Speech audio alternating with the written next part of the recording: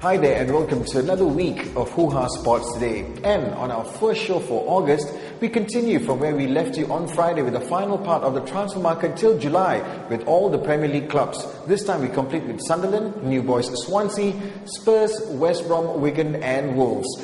Before we get to all that, let's update you with some of the sporting headlines from the weekend. Former world number one Serena Williams has claimed her first title since Wimbledon last year when she defeated Marianne Bartoli in the Stanford Classic in California. Serena has dropped from the top spot to number 169 in the rankings during her injury layoff, but has a get-out-of-jail-free card with the so-called injury-protected rankings, allowing her to be included for the main draw at the US Open in a few weeks' time. Jenson Button christened his 200th Grand Prix start with a win at the very same track he claimed his first GP win back in 2006 at the Hungaroring, in a race pretty much determined by tyre strategy as it was intermittently affected by rain, which was bad for his teammate Lewis Hamilton, who made 6 trips to the pits, including a drive-through penalty. Despite all that, he finished in 4th ahead of Mark Webber, yet some 20 seconds adrift of Ferrari's Fernando Alonso and championship leader Sebastian Vettel, who now leads with 85 points ahead of his closest championship rival. And all Vettel needs to do for the rest of the season is to maintain a minimum top 6 finish, and the title is as good as sealed. There's a good scrap taking place between Webber, Hamilton and Alonso, with Button only another win or 2 away from joining that threesome. Okay, before we continue with the final part of our Premier League transfer news, let's take a break and watch this. And seriously folks, what are the chances of something like this happening in a racetrack?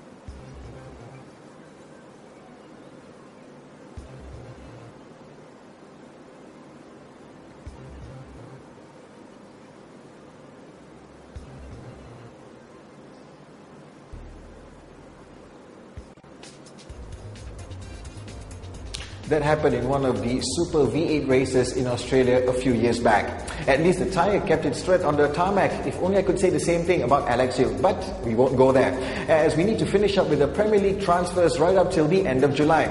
So as mentioned, we have Sunderland, Swansea, Spurs, West Brom, Wigan and Wolves, and we kick off with Sunderland. Steve Bruce has been very busy. He has brought in an army, 10 new signings, a new keeper, the 2 United boys, O'Shea and Wes Brown, 4 midfielders and 3 strikers, including a promising young talent from Ipswich, Connor Wickham. And it's all thanks to Liverpool and the £20 million they gave for Jordan Henderson. Certainly looks good for a mid-table finish and possibly a Europa Cup spot too. Let's move on with newly promoted Swansea and their debut in the Premier League format. It'll be tough to attract players, but new goalkeeper Jose Moreira has already been a hit with the fans. But it's how he, striker Danny Graham from Watford, Stephen Corker from Spurs, and a very late July inclusion from Newcastle Wayne Routledge will gel with the rest of the squad that battled to gain promotion. Nothing much to add at Swansea for the time being, and the same can be said about Spurs. So far only Brad Friedel has come in as cover in goal. But it all has been about Luka Modric and his one-way move to Chelsea. It has been reported that the Blues may be mounting a new bid of £40 million sometime this week. Next, we move on to the survivors from last season. First up, West Brom. Roy Hodgson has done well since taking over from Roberto Di Matteo and continues to deal well, bringing in Billy Jones from Preston and Gareth Macaulay from Ipswich on a free transfer. With the other clubs around them strengthening their squads, it's hard to imagine West Brom repeating last season's 11th place finish. Next we have Wigan, who thus far have sealed a permanent transfer for keeper Ali Al-Habsi from Bolton for £3.8 million.